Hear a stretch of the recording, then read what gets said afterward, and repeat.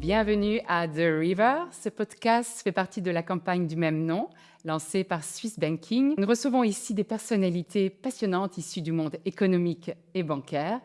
Nos invités partagent leur point de vue personnel ainsi que leurs perspectives variées dans le domaine bancaire. Mon nom est Karine Riel et aujourd'hui, j'ai le plaisir d'accueillir Philippe Fischer, avocat spécialiste en droit bancaire associé chez Lenz Stehling. Bienvenue Philippe, je vous remercie d'avoir accepté de participer à ce premier podcast pour la Suisse romande. Un grand merci pour l'invitation, ravi d'être ici avec vous. Comme son nom l'indique, The River représente une métaphore de la vie. Effectivement, la vie peut être perçue comme une rivière, parfois calme et parfois tumultueuse. Impossible d'en arrêter le courant. On peut apprendre à naviguer avec ou on peut essayer de le contrôler, de le maîtriser. Philippe, d'un point de vue professionnel et personnel, si la vie était une rivière, seriez-vous plutôt enclin à vous laisser porter par les flots, à être dans le lâcher-prise, ou vous seriez plutôt, vous souhaiteriez plutôt pagayer à contre-courant, donc être plutôt essayer de tout contrôler? C'est une bonne question. Si je devais être une rivière, je pense que je serais le Rhône. Je suis né à Genève, j'ai grandi à Genève, et donc le Rhône a toujours un peu marqué toute mon enfance.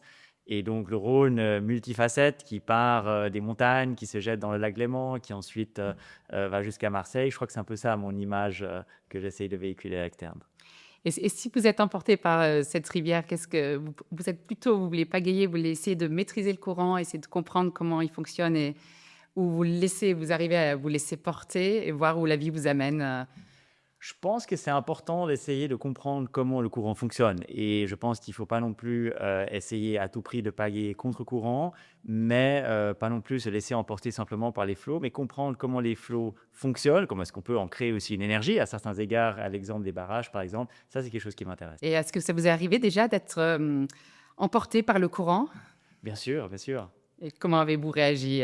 Qu'est-ce qui s'est Vous pouvez nous raconter peut-être un souvenir ou quelque chose qui s'est... Alors, je crois que le moment où j'ai vraiment été emporté par le courant, c'est la fois où mon garçon est né il y a maintenant 7 ans. C'est vrai que comme tout jeune papa ou jeune parent, on le vit d'une certaine manière comme une sorte de flot qui nous emporte, qui emporte beaucoup de choses sur son passage, y compris notamment la vie d'avant, mais qui nous amène aussi vers des nouvelles contrées, parfois sur une base assez tumultueuse, avec un certain nombre de rapides qu'on doit maîtriser.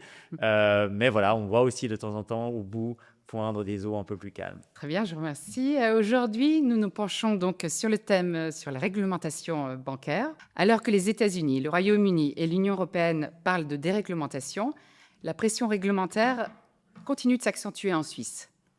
Qu'est-ce que cela signifie pour notre place financière? Où se situent les inconvénients et où se trouvent les opportunités? Alors Philippe, pourquoi parlons-nous autant de réglementation? Quel est le contexte? Alors, on parle de réglementation, notamment dans les marchés financiers, dans un contexte quand même très particulier en Suisse, qui reste marqué par le traumatisme de la déconfiture du Crédit Suisse. On a là vraiment comme une sorte de micro-climat suisse qui, 2 ans après, continue à imprégner beaucoup des discussions qu'on porte en matière de réglementation financière, et avec évidemment un mouvement à l'étranger qui n'a pas connu ce traumatisme et qui aujourd'hui va dans une direction un tout petit peu opposée. Pour continuer à filer la métaphore que vous aviez évoquée tout à l'heure, c'est vrai que la Suisse nage un peu à contre-courant aujourd'hui, mais pour moi c'est essentiellement dû pour des raisons historiques. Et on a, c'est vrai, aujourd'hui un mouvement très fort outre-Atlantique vers de la dérégulation. Je pense que ce n'est pas nécessaire de beaucoup insister là-dessus. Je crois que c'est évident pour tout le monde qu'on a une administration dont on peut penser ce qu'on veut s'agissant d'un certain nombre d'excès parfois, mais qui est aussi une administration républicaine, pro-business, qui vise d'une certaine manière à une forme de déréglementation. Et ce qui, pour le coup, est beaucoup plus étonnant, c'est qu'on a le même mouvement au sein de l'Union européenne, qui n'est pas forcément un acteur qui nous a habitués, disons, à de la déréglementation ces dernières années, et qui a annoncé il y a quelques mois cet paquet omnibus, entre guillemets, qui vise notamment à simplifier un certain nombre de règles, en particulier en lien avec la finance durable. Donc ça, c'est un peu, disons, l'environnement qui nous entoure. et qui entoure une place financière suisse qui est évidemment très axée vers l'étranger et qui donc dépend beaucoup aussi des évolutions réglementaires qu'on a dans l'Union européenne et aux États-Unis. Et face à ça, on a un régulateur suisse, un parlement suisse, une classe politique suisse qui, 2 ans après, vit encore dans sa chair le traumatisme du Crédit Suisse avec une affirmation du « plus jamais ça ». C'est, by the way, la même affirmation qu'on a entendue en 2008-2009 lors du sauvetage de l'UBS. On avait aussi dit « plus jamais ça ».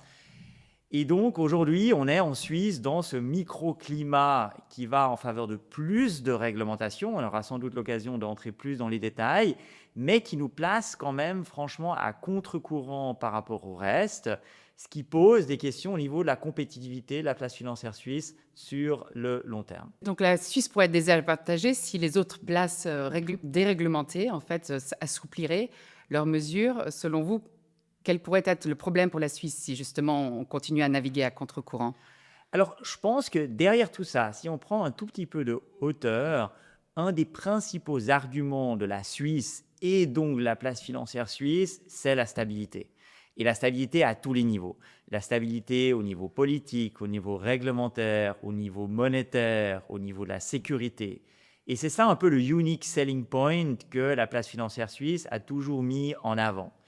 Et donc, du coup, pour moi, tous les efforts qu'on entreprend aujourd'hui sont là pour renforcer cet élément de stabilité qui nous distingue quand même malgré tout un tout petit peu dans le monde relativement chaotique dans lequel on vit aujourd'hui et qui est justement un des principaux avantages compétitifs de la place financière suisse.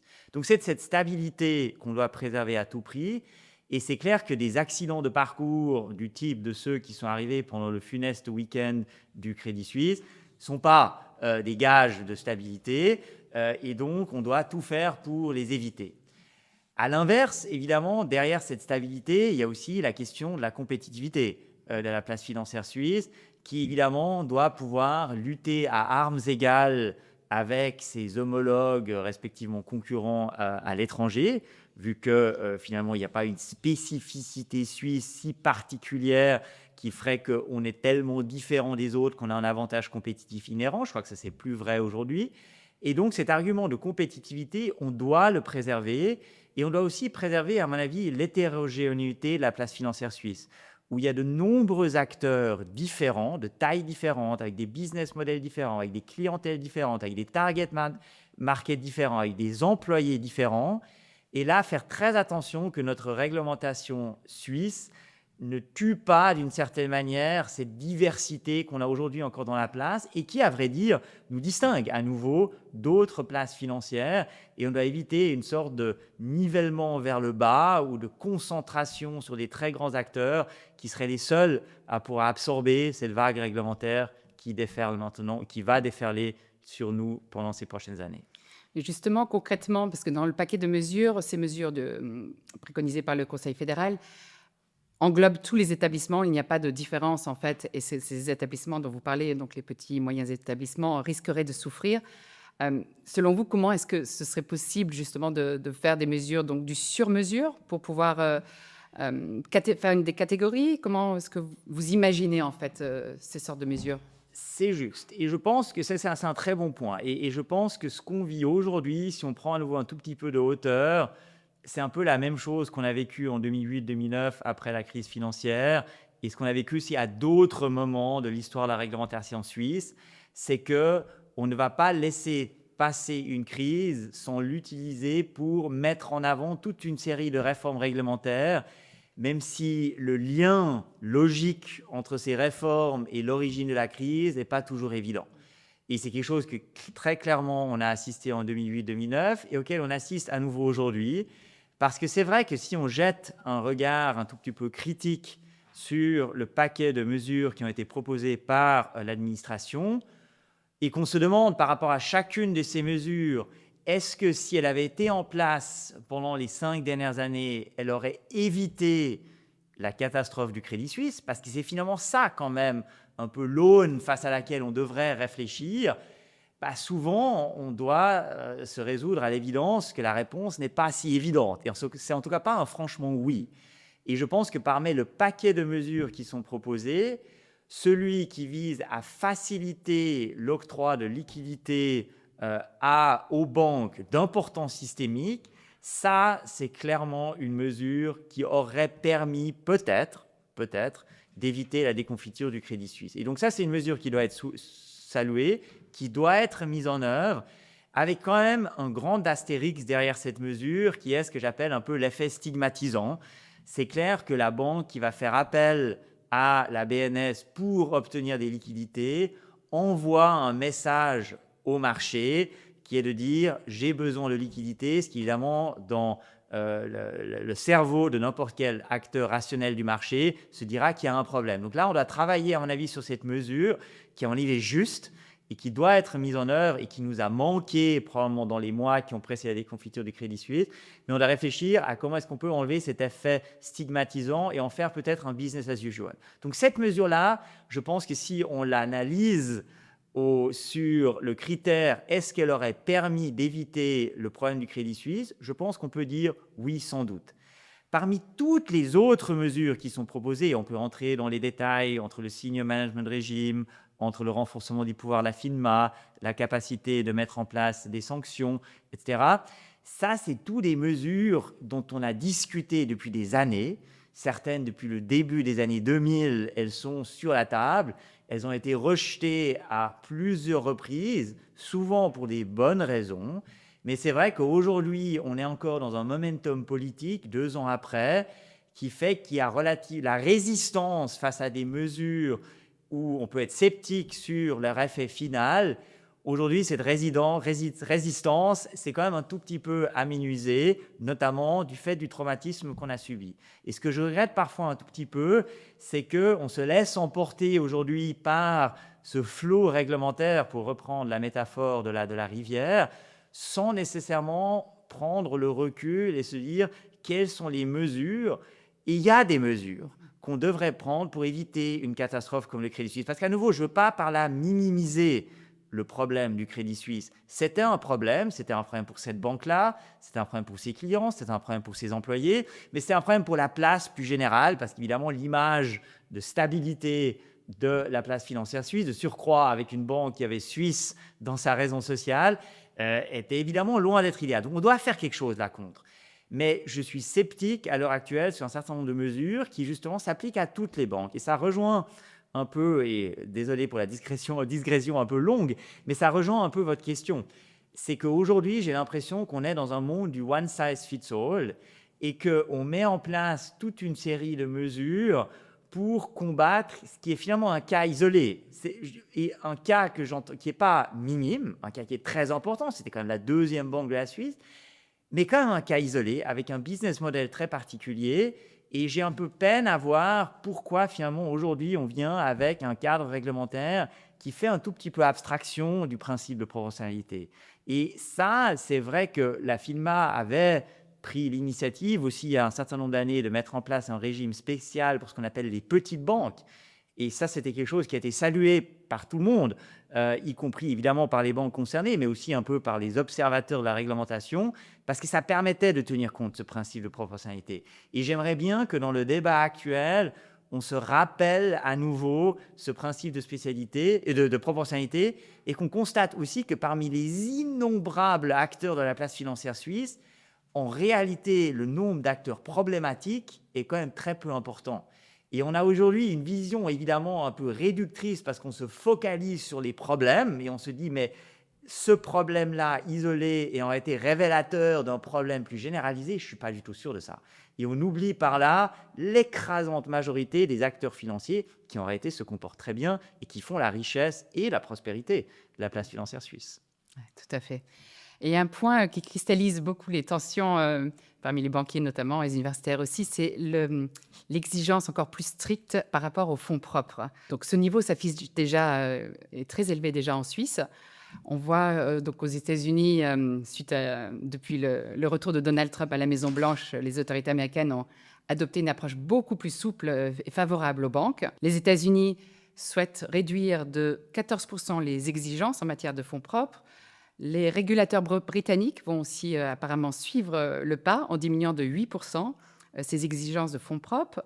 Et en Suisse, on prévoit une augmentation de 33% du niveau des fonds propres. Justement, cela pourrait porter préjudice aussi aux PME, donc problème de crédit, en fait, les coûts augmenteraient. Est-ce que vous jugez cette exigence exagérée ou qu'est-ce qu'on devrait faire par rapport aux exigences de fonds propres? C'est une bonne question et je pense que clairement, la première chose qu'on ne doit pas oublier, c'est que et à nouveau, je reviens toujours à la question du Crédit Suisse parce que c'était ça le problème. Le problème, c'est pas un problème généralisé, notamment de fonds propres dans l'industrie financière. C'était un problème d'une banque particulière qui, en réalité, n'a pas été victime d'un problème de fonds propres, mais d'un problème de liquidité. Et c'est pour ça qu'à nouveau, le remède, à mon avis, doit coller au mal. Et donc, du coup, le problème du Crédit Suisse était un problème de liquidité, accentué par les nouvelles technologies, la nouvelle manière de pouvoir déplacer des fonds en un clic, le tweet complètement anodin qui crée une certaine panique, etc. Le problème était aussi une certaine fragilité générale de la banque en lien avec d'autres problèmes, mais ce n'était pas vraiment un problème de fonds propres. Et donc, du coup, là, à nouveau, la question du renforcement des fonds propres, c'est évidemment une question qui porte directement atteinte à la question de la compétitivité. Maintenant, on peut le voir, la compétitivité d'ailleurs des banques en tant que telles et puis des entreprises qui sont financées par ces banques-là. Donc, il y a évidemment un effet réflexe et ça m'amène peut-être juste à dire que pourquoi est-ce qu'on parle de réglementation bancaire? C'est parce que les banques sont quand même des animaux très particuliers qui ont justement cet effet aussi irriguant dans toute l'économie. Et donc la question sous-jacente quand même, pourquoi est-ce qu'on réglemente les banques et on ne réglemente pas d'autres industries? C'est aussi parce que les banques jouent ce rôle de moteur, de liant dans l'économie. Donc c'est très important qu'elles puissent continuer à le jouer. Après, sur la question des fonds propres, évidemment, le contre-argument qu'on entend parfois aussi est de dire les fonds propres sont aussi un gage de stabilité. Et c'est vrai que les clients, au sens très large, sans rentrer dans tous les détails, sont entre guillemets rassurés par un établissement qui a beaucoup de fonds propres, parce qu'on se dit qu'avec un établissement qui a beaucoup de fonds propres, naturellement, il sera plus stable. Le Crédit Suisse a montré que ce n'était pas forcément le cas et c'était surtout une question de liquidité, donc de cash disponible pour pouvoir faire face, disons, à des sorties massives de clients et pas tant directement une problématique de fonds propres. Donc sur cette question des fonds propres, je pense qu'il y a deux situations à distinguer. Il y a la question de ce que j'appelle un peu la Lex UBS, qui est la question de savoir si finalement il faut détenir plus de fonds propres en lien avec les filiales étrangères, qui est une question très spécifique qui concerne en réalité une seule banque sur la place, mais une banque évidemment très importante aujourd'hui. Et puis de là, en tirer finalement le fait qu'il faudrait augmenter de manière généralisée le niveau des fonds propres au sein de la phase financière, ça c'est un parallèle que je trouve qui n'est pas juste et qui ne correspond pas à la situation telle qu'on a aujourd'hui. Il ne correspond pas non plus au mal, d'une certaine manière, qu'on essaye de résoudre à travers cette réforme réglementaire. Très intéressant, je vous remercie. Un autre domaine important aussi dans le contexte réglementaire sont les actifs numériques. Une réglementation est nécessaire dans ce domaine. Quelle est la position des différents pays à ce sujet et que préconiseriez-vous comme norme, une norme mondiale peut-être, ou plutôt des solutions individuelles à chaque pays? Quel est votre sentiment à Alors, ce à sujet? vrai dire, je me méfie toujours un tout petit peu des normes mondiales parce que, de manière générale, ce genre de normes sont très lentes à adopter. Elles ne calent absolument pas avec la vitesse de développement technologique qui entoure ces actifs numériques. Donc là, je suis très méfiant. Et puis, en réalité, je suis assez sensible à une certaine forme de compétition, entre guillemets, aussi entre les États pour justement créer des conditions cadres favorables à l'émergence de ces nouveaux actifs numériques. Et sur ce point de vue-là, je dois dire, et c'est un peu contraire à la position que j'exprimais tout à l'heure par rapport à la réglementation financière, sur la réglementation des actifs numériques, là, je trouve que la Suisse a une approche très intéressante. Parce que contrairement à ce qu'ont fait d'autres pays qui ont créé d'une certaine manière ex nihilo une réglementation spécifiquement attachée aux actifs numériques, ce qui implique évidemment qu'on crée des nouvelles règles, ce qui implique qu'on n'a pas vraiment de précédents, qu'on n'a pas vraiment d'autorités qui ont l'habitude d'appliquer ces règles, qu'on n'a pas non plus des praticiens qui connaissent ces règles avec de la jurisprudence ou une certaine pratique qui s'est développée. Mais en Suisse, on a pris une approche différente. C'est qu'on a construit d'une certaine manière la maison sur la base des fondations qui existent déjà. Et on avait un certain nombre de règles qui régissent ce qu'on appelle les papiers valeurs, les droits valeurs. Et c'est sur cette base-là, en se basant finalement sur l'acquis, qu'on a procédé à des réformes ponctuelles pour intégrer dans la réglementation suisse le concept d'actif numérique. Et ça, je trouve très intéressant parce que l'hypothèse de ne rien faire et donc d'une certaine manière de laisser d'une certaine manière une libéralisation totale n'est pour moi pas forcément une option si on veut que les actifs numériques deviennent d'une certaine manière une vraie classe d'actifs. Et pour qu'elle devienne une vraie classe d'actifs, il faut que les acteurs institutionnels de type fonds de pension, par exemple, ou autres acteurs de ce type-là, puissent investir. Et pour qu'un fonds de pension qui quand même détient quand même largement nos actifs liés à la retraite puisse investir, il faut qu'il y ait une sécurité juridique. Et donc, on a longtemps, par rapport aux actifs numériques, eu du mal à passer finalement d'un certain nombre d'expériences assez isolées, très attractives, mais très isolées, à une forme de scalability parce qu'on n'avait pas la sécurité juridique. Et comme je disais tout à l'heure, certains États ont dit « Ok, la sécurité juridique, on va la créer, on va mettre en place un nouveau pan de règles pour les actifs numériques. » Mais à nouveau, c'est une approche qui est intéressante, mais qui a le désavantage qu'on construit quelque chose de totalement nouveau sans avoir du tout un quelconque recul sur la manière dont ces règles vont s'appliquer. En Suisse, on a dit on va utiliser nos règles usuelles, notamment du Code des obligations, qui existe depuis plus de 100 ans, et on va faire des modifications ponctuelles pour intégrer finalement les actifs numériques là-dedans. Ce qui est évidemment l'avantage d'avoir une réglementation en place, ce qui permet aussi après aux acteurs institutionnels de se reposer là-dessus et d'avoir plus de confiance dans cette nouvelle classe d'actifs, et qui a l'avantage qu'on n'est pas dans une approche totalement greenfield, mais qu'on s'intègre dans un cadre légal qu'on connaît depuis plusieurs dizaines d'années, qu'on a adapté aux actifs numériques, et donc on a une certaine forme de prévisibilité aussi par rapport à la manière dont ces règles vont fonctionner. Et puis cette prévisibilité, à nouveau, nous rapproche de la stabilité, et c'est cette stabilité-là aussi qui est l'un des unique selling points de la place financière suisse. Je voulais aussi vous demander quel est le poids des associations pour empêcher une vague de réglementation, ou peut-être quel est leur rôle, quel rôle peuvent-elles jouer? Elles peuvent donner des impulsions, en fait, des impulsions ciblées et empêcher des vagues de réglementation. Quel est leur poids, en fait? Quel est leur rôle? Elles ont un rôle essentiel à jouer. Elles ont un rôle essentiel à jouer, surtout dans la tradition législative et réglementaire suisse, où on a toujours, depuis de nombreuses années, essayé d'avoir une forme de dialogue entre l'industrie, le régulateur, le Parlement et l'administration, et de développer d'une certaine manière des règles qui sont proches du marché, qui sont comprises par le marché et qui sont aussi mises en œuvre par le marché. C'est clair que ce n'est pas tout à fait l'approche qui prévaut à l'étranger. Et puis quand je parle aussi avec des confrères à l'étranger, ils sont parfois surpris sur la manière dont se déroule d'une certaine manière le processus réglementaire en Suisse. Mais c'est vrai qu'en Suisse, et je pense que c'est quelque chose qu'on a parfois un peu sous-estimé et qu'on a parfois aussi un peu perdu au cours de ces dernières années, mais qu'on doit continuer à renforcer cette forme de dialogue qui fait que finalement les règles ne tombent pas d'une certaine manière du ciel comme une forme d'oukase qui tout d'un coup s'écrase sur la place financière en disant dorénavant les règles seront ABC, mais d'avoir un certain processus de consultation, de même de pré-consultation. C'est vrai qu'en Suisse, et c'est ça qui surprend parfois et qui explique aussi un certain nombre de lenteurs parfois, mais une lenteur qui parfois est aussi salutaire, avec un avant-projet qui se transforme en avant-projet, qui se transforme en projet, qui se transforme en loi, qui ensuite est mise en œuvre par des ordonnances, qui elles-mêmes font l'objet d'une procédure de consultation, puis une circulaire de la FINMA qui elle-même a fait l'objet d'une procédure de consultation. C'est clair que c'est très compliqué, c'est clair que c'est très lent, mais ça nous permet d'avoir des règles qui sont raisonnables et surtout qui sont comprises. Et pour moi, le pire sont les règles qui ne sont pas comprises, parce que ces règles qui ne sont pas comprises ne sont pas non plus appliquées. Et ça pose après évidemment énormément de problèmes aussi en matière d'interaction d'une certaine manière entre le régulateur et les assujettis.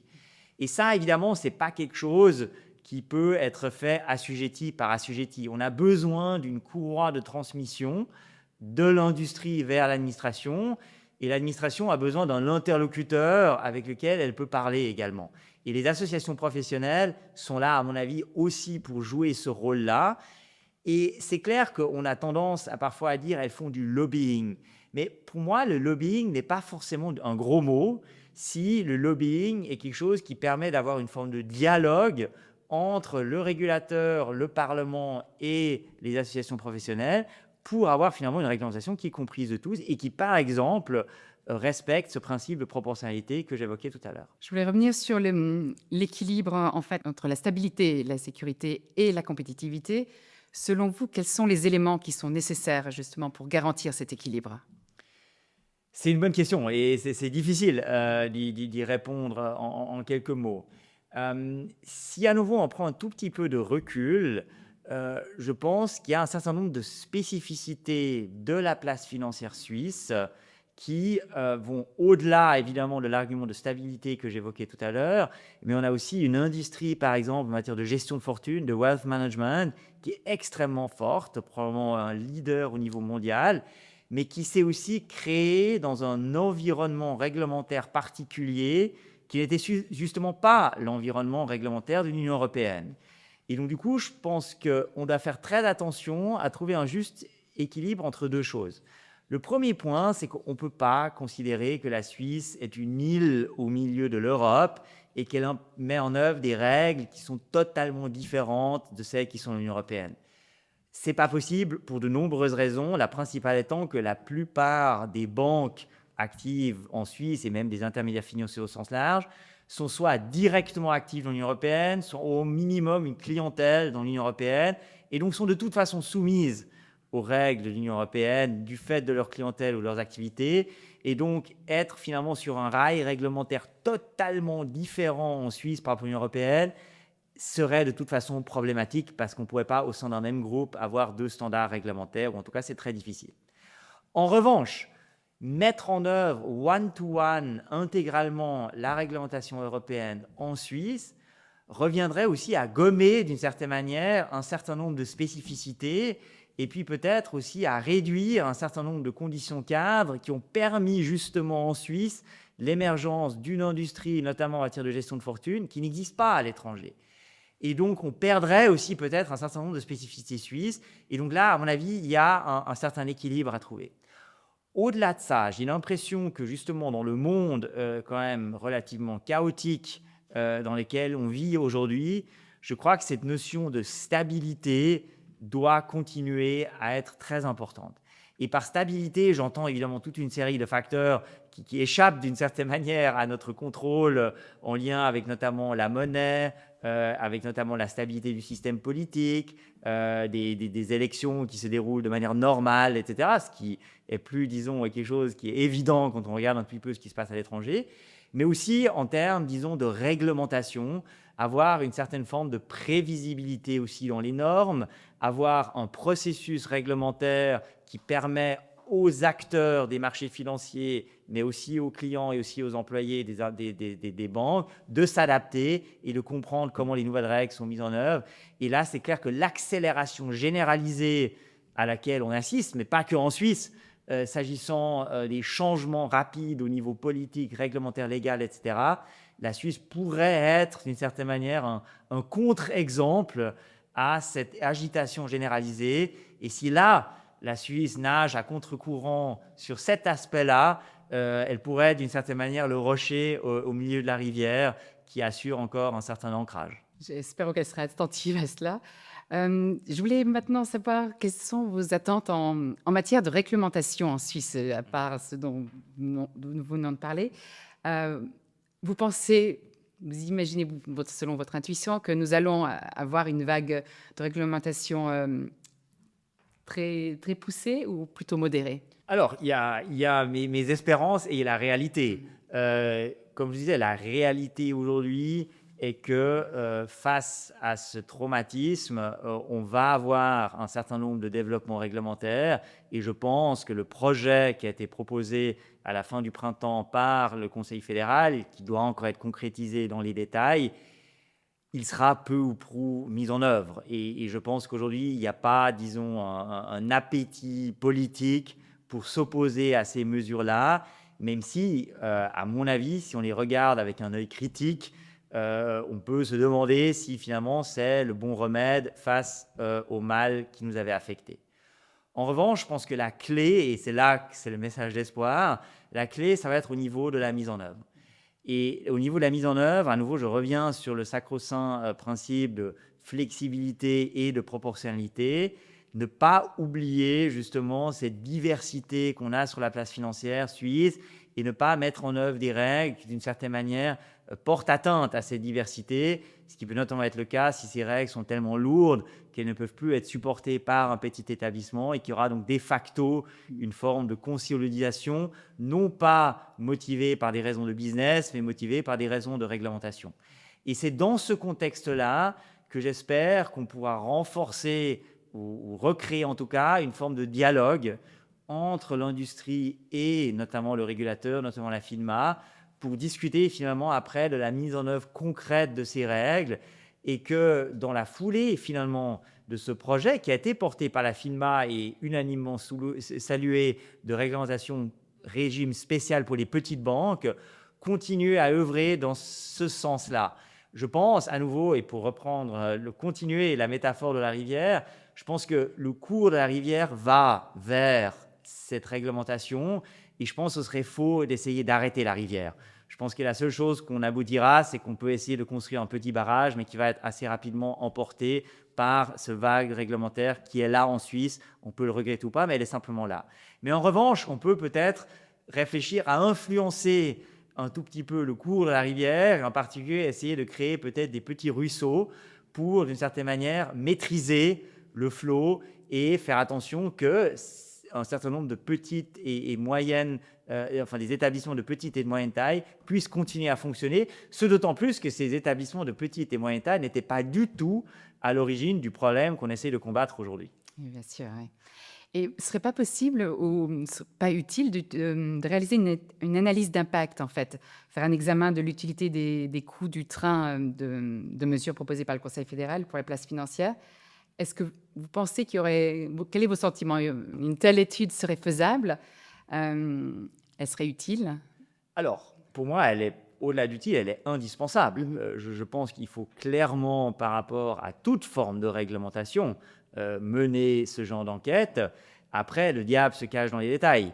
Et c'est clair que réaliser ce genre d'impact coût-bénéfice par rapport à une réglementation future est nécessairement très compliqué parce que forcément, on va s'attacher à essayer de comprendre les réactions d'un acteur du marché face à une réglementation qui précisément n'existe pas encore.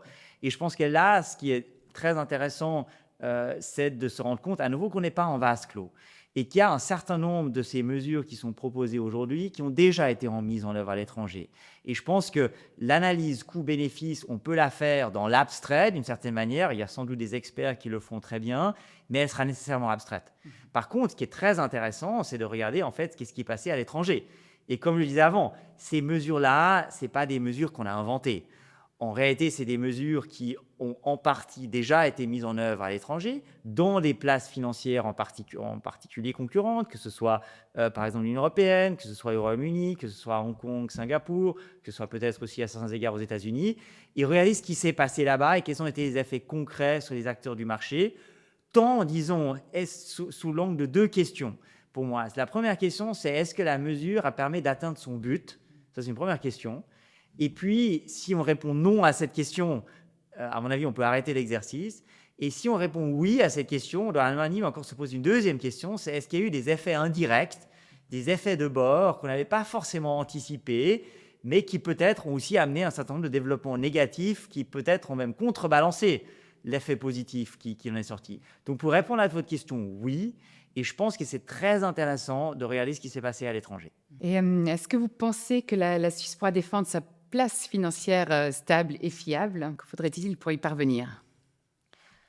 Alors, moi, je suis évidemment par nature optimiste et je suis actif dans ce milieu maintenant depuis quasiment 20 ans. Et la crise qu'on a connue il y a 2 ans n'est pas la première des crises. On se rappellera, par exemple, même la crise des dot-com au début des années 2000.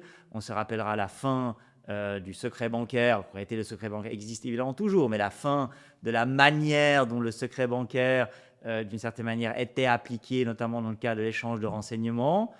On se rappelle la crise financière 2008-2009.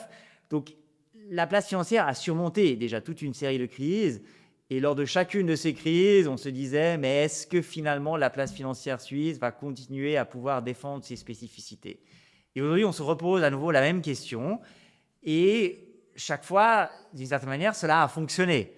Et donc, du coup, j'espère qu'on va arriver au même résultat aujourd'hui.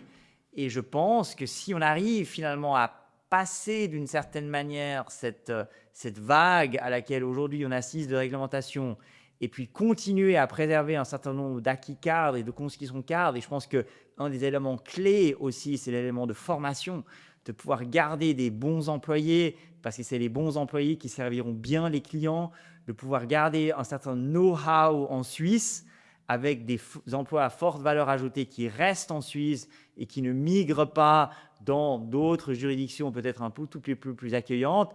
C'est ça aussi, à mon avis, la clé. Donc évidemment, on parle de réglementation dans le cadre de notre discussion d'aujourd'hui, mais la spécificité de la place financière suisse, ce n'est pas forcément la réglementation. Pour moi, c'est surtout les femmes et les hommes qui la composent, qui servent les clients, parce qu'à la fin de la journée, une institution financière, c'est un people's business.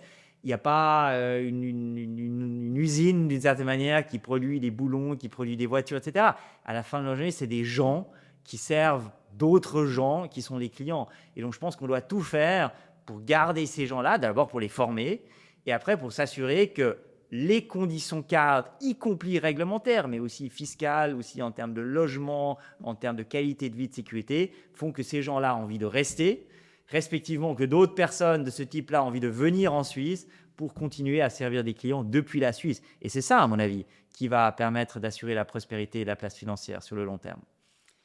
Très bien, je voulais revenir sur le paquet des mesures, donc il y en a environ une trentaine. Est-ce qu'il y a une mesure particulièrement que vous jugez inutile ou trop exagérée, à part celle des fonds propres? Est-ce qu'il y a une mesure que vous pensez qu'elle ne devrait pas être figurée parmi ces mesures?